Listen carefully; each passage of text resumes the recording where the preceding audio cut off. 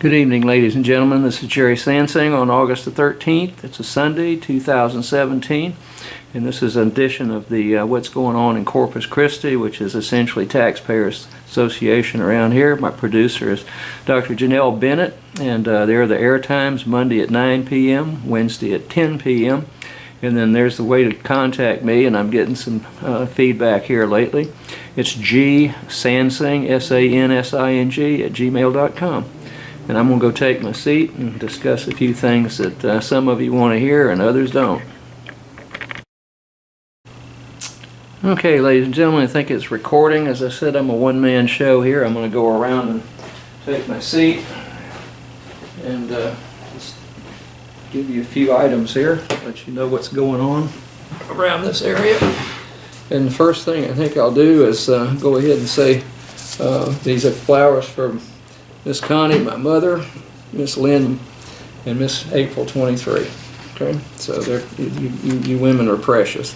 And I went through that back on June the 11th, if you want to look up what my feeling is towards women. Okay.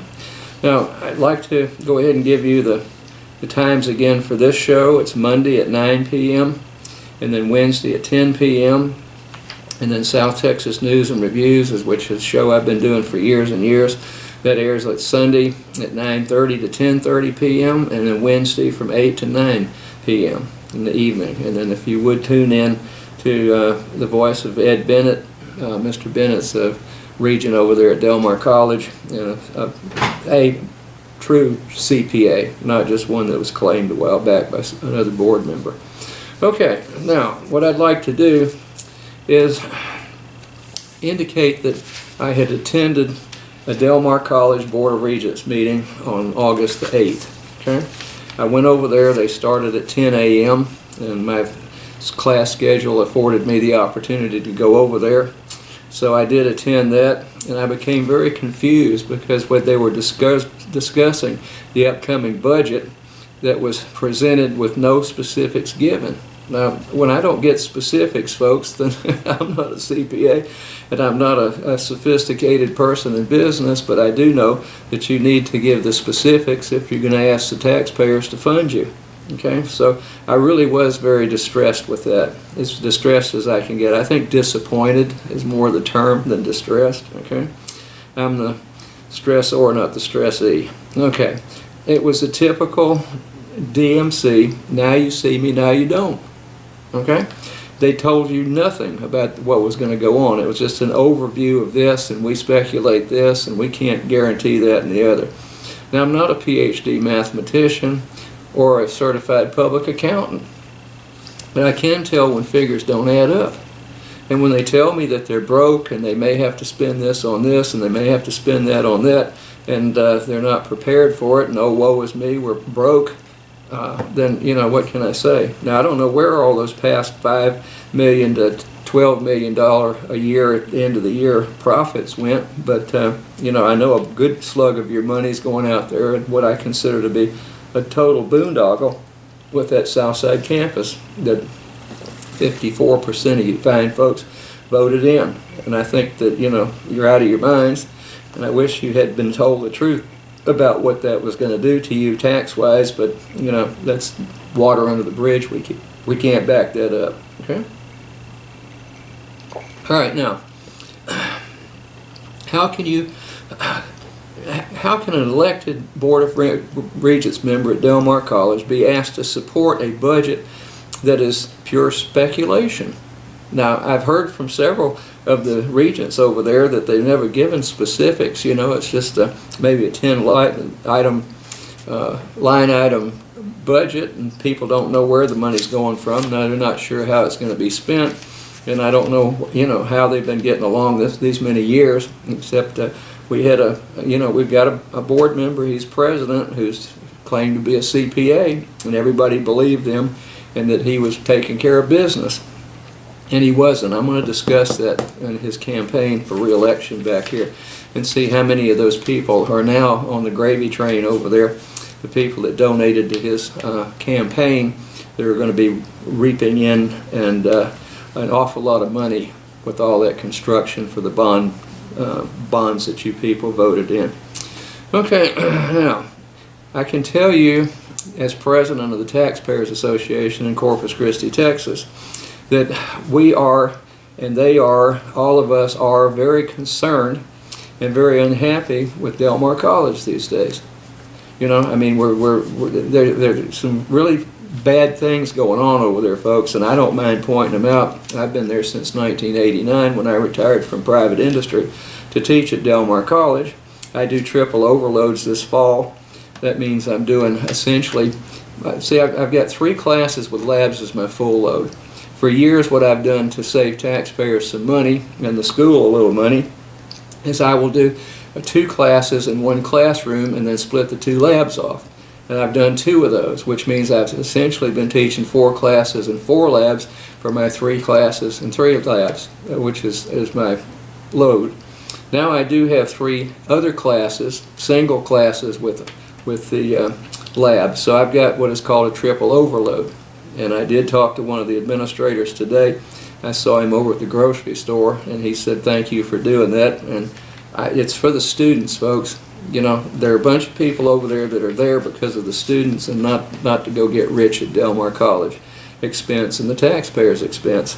I enjoy my students. I love to see them when the light comes on and they figure out what I'm trying to tell them.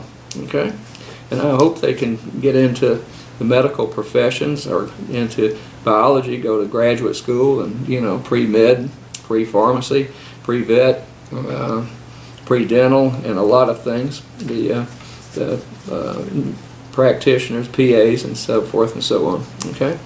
So I enjoy that, folks. I love to see the light come on. And I've got, you know, I'm doing well enough. I don't have to go out and try to mess anybody around and demand more money.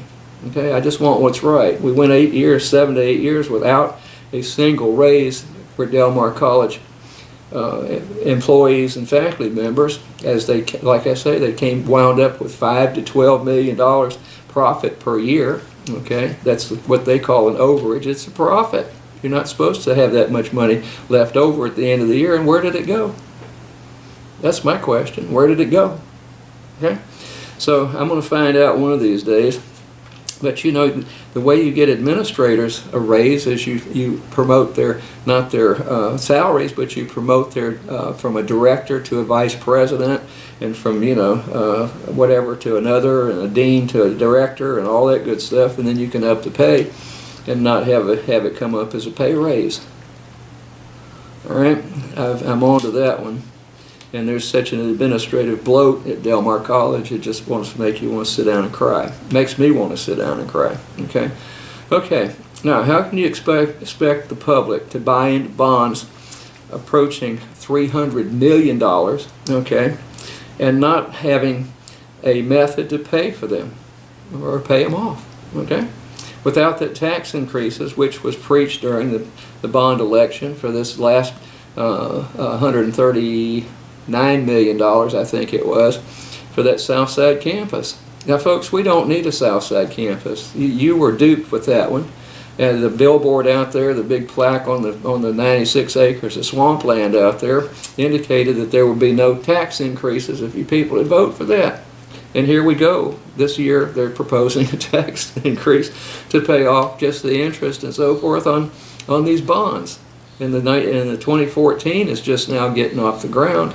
They haven't been doing diddly with that thing, so now they've got half or better of the East Campus torn up, right square in the heart of it, the middle, and it's noisy all day long. You got jackhammers going and cranes going, and you know, heaven help the summer classes, the students in the summer classes, because it's noisy as hell out there, and it's dusty and it's noisy, and you know, I mean, and why that 2-year delay? I can't figure it out. Okay. And then I'll get into how much money some of the architects are making, and those architects, you know, they actually had donated to the Del Mar College Works, which was the bond issue, and then to our president, the Board of Regents president at Del Mar College, his campaign. And you know, I mean, when you're making just under $1 million on bond money as an architect, between November and I think it was June or May or June of this year, I've got the checks written down over here. I'm asking for an accounting of those. Then something stinks. And then all the engineers and contractors and so forth and so on that donated to Del Mar College South Campus bond. And it's just a third. I mean, the 139 is just a third of the down payment, folks. We're going to be running $500 million to build that whole thing out in the future. And I hope you're not so brain dead and duped that you're going to buy into that. You know, I just as soon have them shut the thing down right now and go ahead and sell that property off, and let's improve what we've got on East and West and Northwest Center. Okay. So I don't know. I'm very disheartened by that. I don't get mad. I get even. But I can't fathom how much erroneous information that you're provided by Del Mar College. Okay. And then I came away from that meeting feeling that I'd been treated like an idiot, and I was rather angry as I can get. Like I say, I don't get mad, I get even, folks. Okay. I had the distinct feeling that the college is broke and that future tax rates will skyrocket. Okay. They're going to go up this year. And I hope taxpayers will attend the public hearings. I'm going to give you, let me just go ahead and give you those times. Okay. Now, according to state law and so forth, you have to have a public meeting. And I'll read you this. It's been in the Caller Times a couple of days here lately. The Del Mar College, I guess, whatever, that doesn't make any sense to me. The Del Mar College, or it should say Del Mar College, but the Del Mar College will hold 2 public meetings on a proposal to increase total tax revenues from properties on the tax roll in the preceding tax year by 7.95%, percentage by which proposed tax rate exceeds lower of rollback tax rate or effective tax calculated under Chapter 26 of the tax code. Okay, your individual taxes may increase at a greater or lesser rate, or even decrease depending on the change in taxable value of your property in relation to the change in taxable value of all other property and tax rate that is adopted. Now that's double talk, folks. Okay, you can know in Nueces County with that appraiser that your appraisals are going to go down, right? The only way that's going to happen is if you burn your house down. Okay, then you get back to the lot. Okay, now I'm going to try to hold down the commentary. The first public hearing will be held on August 21st, 2017 at 5:30 p.m. at the Eisency Boardroom, Harvin Center, Del Mar College East Campus, Corpus Christi, Texas. The second hearing will be held on August 24th at 5:30 p.m. at the Eisency Boardroom, Harvin Center, Del Mar College East Campus, Corpus Christi, Texas. The members of the governing body voted on the proposal to consider the tax increase as follows: Nicholas Adami, Elva Estrada, Trey McCampbell, Gabriel Rivas III, Guy Watts, Ed Bennett, Susan Hutchison, Susan Messbarger, and Carol Scott. And no one was absent, and present not voting were 0, and absent was 0. Okay, and none against.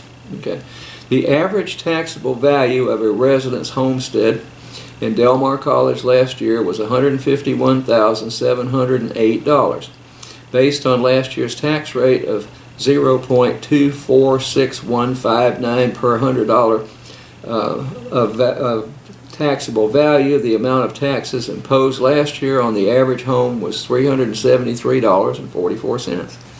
The average taxable value of a resident homestead in Del Mar College this year is $157,866. If the governing body adopts the effective tax rate for this year of 0.240073 per $100 of taxable value, the amount of the taxes imposed this year on the average home would be $378.99, about $5.50 more. If the governing body adopts a proposed rate of 0.259163 per $100 of taxable value, the amount of taxes imposed this year on the average home would be $409.13. Okay, so it's up a bit. Members of the public are encouraged to attend the hearings and express their views. Please, ladies and gentlemen, go to those meetings, okay? All right, so what can I say? Okay, I hope you'll go attend those meetings, folks, because they're going to clobber you in the next years if they go ahead and get that 150, what was it, 159 million for the 2014 tax, 139 million for this one in 2016, and they go for another 300 million plus to finish that campus that we don't need, then you guys are going to be in trouble, okay? All right, you know, and taxes aren't getting any cheaper, and property values are not going down, they're just going to go up, okay? And then Del Mar College Works propaganda said that taxes would not increase for the 65-year-olds, and not true, and that was not true, okay?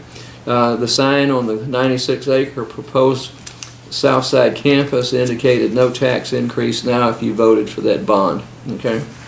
All right. And then what we've got is an extensive amount of money going to ads.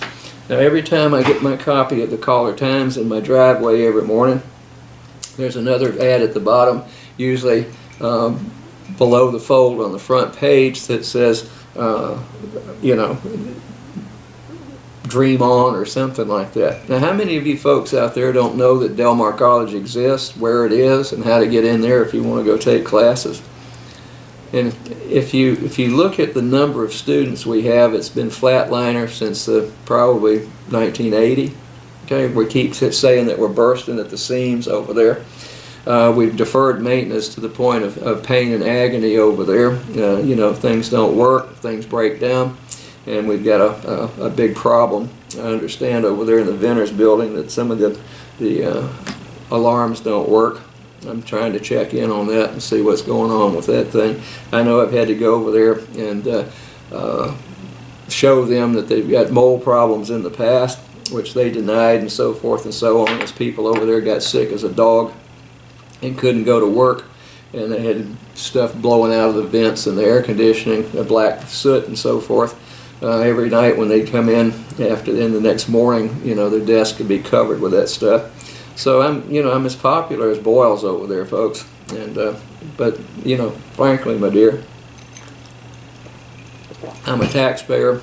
I'm a faculty member, and I'm the president of the Taxpayer Association. And I am some perturbed, if you know what I mean. So I'm not going to sit here and play games with you fine folks and so forth and so on. Now, if you take a look at these expensive ads, we've got these circulars going around all the time as if you didn't know, and then now it's got the little mascot on there, which we paid money for, and we're paying people to be the mascot. And we paid for that uniform or whatever that costume is that they did, and it's a mess. So I can't see spending tens and hundreds of thousands of dollars on ads when everybody knows where Del Mar is. Okay? And dreams delivered. Look that one up online. Anyway, expensive ads are something that happens. Now, in that presentation the other day, it says the Texas Community College Teachers Association faculty salary surveys of 50 community colleges. That's in Texas. Del Mar College is ranked 5th. It says Del Mar College average annual salary is $64,714. Now the president's making $309,000 with all of his perks and everything, and bonuses and that sort of thing. So and all the vice presidents and directors and deans over there are well into $100,000 plus. And faculty don't get raises.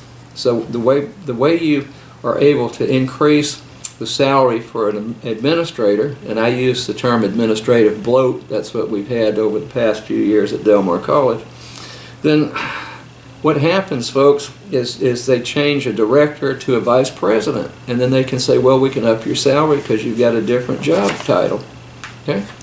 They don't do that for faculty and for the poor people over there like secretaries and janitors and stuff like that, although the janitorial service is costing us $85,000 a month, and all they do is hire part-timers at minimum wage.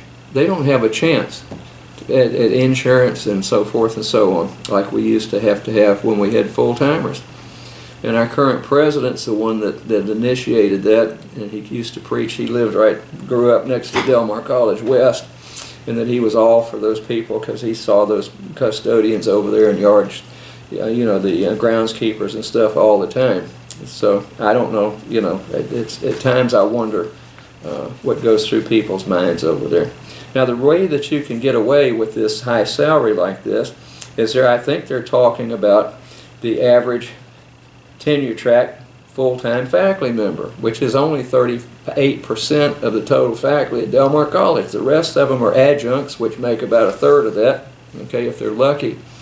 And then you've got the term people who are not tenure track, and they don't have any security. They just go year to year hoping that they can renew their salaries.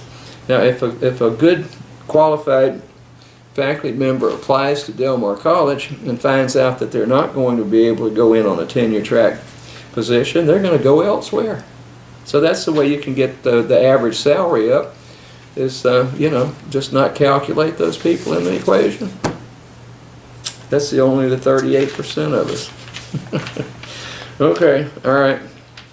Now, so there's your administrators, and it's unbelievable that, and we've got 9, I think, that I know of, term positions for this fall that are being advertised, and a whole bunch of adjuncts for different classes all over campus.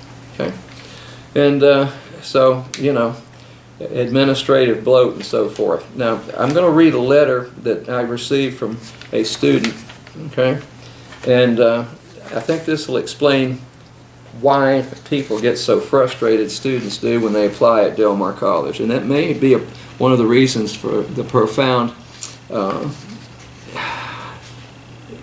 not straight and level the admittance, folks, the enrollment. Excuse me, I've had a problem today with whatever.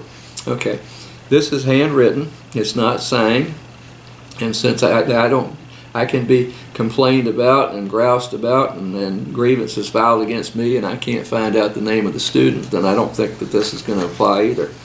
And by the way, that Public Information Act at Del Mar stinks, folks. Here's the student. I am a senior at a liberal arts university, not Del Mar. Okay, I applied to Del Mar to take nursing prerequisites over the summer. After sending in my transcripts from my university, I was still not approved to register.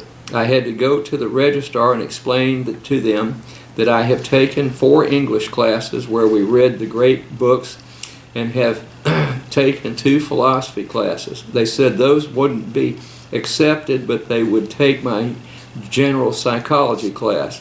Even though they now had proof that I know English, they still need to see my ACT scores, and even though I was previously told I needed either college transcripts, my ACT or my SAT scores, or my TSI, which I never took since I am not from Texas originally. So I hear this all the time about the registrar's office, folks. Okay. Now, what I'm going to do now is I'm going to delve into something that just tears me up over there, folks. Okay, and that is the fact that Del Mar College is paying a great deal of money to try to muzzle one of the Board of Regents members. Okay, now I know that there are several of the DMC administrator or Board of Regents members that would like to see Dr. Guy Watts, who is a JD. He's an attorney and he's got a PhD in political science. Then he does not mind speaking his mind. And I think he's got total freedom of speech. Now, I don't agree with Dr. Watts all the time, but I've been there. He was there a year before I came in. I started in '89. He was first voted in '88. Okay, so I've known him a long time. So,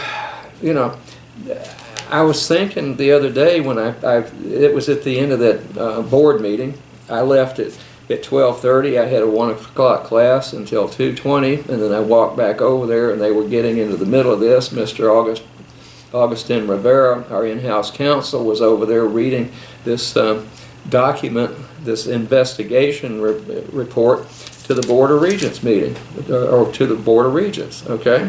And he's real upset and says that, you know, that he, Dr. Watts, has violated all of these Del Mar College board policies, okay? Now, I thought that the reason for all of my ancestors, up until my dad, okay, who just passed away, and I could not join the military or I would have been in there, okay, that's a different story. But, you know, all the way up through my father, I was raised as a service brat, and he was a very, very highly decorated fighter pilot, got shot down in France during the Second World War, okay, survived that, evaded the Germans looking for him, and then he was out at night with the French underground shooting Germans as they were retreating through that part of France. And then he was liberated, okay? Now that's what he went through, and then he flew fighter jets in Korea, and he flew forward air control in Vietnam, and I've seen pictures of some of those little putt-putts he was doing, and they took the very experienced fighter pilots to go in and run the forward air control, and they're the ones that called in the airstrikes when they uncovered the Viet Cong out there, okay? So, you know, I mean, the guy went through hell for my freedom of speech. And you know, all of my ancestors on both sides of my family have fought since the 1700s for my right of freedom of speech and that of Mr. Watts. So why does Dr. Watts have to go through this when he has not harmed anybody? Now, I've got testimonial after testimonial and people calling me, okay, telling me that they're very embarrassed that Del Mar College Board is going after Dr. Watts, okay? And I've got receipts of over $16,000 investigations off campus by attorneys, okay? So why do we have to go through that, taxpayers, okay? Doesn't the man have freedom of speech? I guess it's like the Neville Brothers song, is freedom of speech as long as you don't say too much? I don't know. But I'm damn sure going to exercise mine on these shows. And I am very, very disappointed with Del Mar College, from the administration all the way through the Board of Regents. And, you know, what else can I say? And then we've got the city. I'm going to talk about this a little bit the next show. We still got the city that's ignored the ADA, the Americans with Disabilities Act, rules and regulations about that several sidewalks around. Tarleton and Ayers is one of them. And our esteemed attorney down there says we don't have to comply to federal law or state law. Okay? I don't know where he came from. Well, I do know where he came from. It's Wichita Falls. Go look him up. Look his name up, Mr. Risley, and Google him and see what happened. Okay? And then my vice president, Mr. Jack Gordy's been down there today, or I mean on the 8th also. He started at that meeting. At City Council, and there sat the police captain, Chief Barkle, or I guess he's the chief, and he was talking to some lady during that, and on his little texting on his cell phone, and he didn't pay any attention to Mr. Gordy's plea to get that thing done. So why doesn't he arrest somebody for breaking the Corpus Christi codes? Anyway, I'll be right back. Alright, ladies and gentlemen, I'm back. I'm going to, rather than show you that banner one more time, it's the way I usually end these shows. These flowers are just too pretty to let go. And, you know how to email me. It's gsansing, SANSING, at gmail.com. And I've given you the times of the air. And, you know, please email me and let me know if you've got some problems around here with the city or Del Mar or the Island University or anything.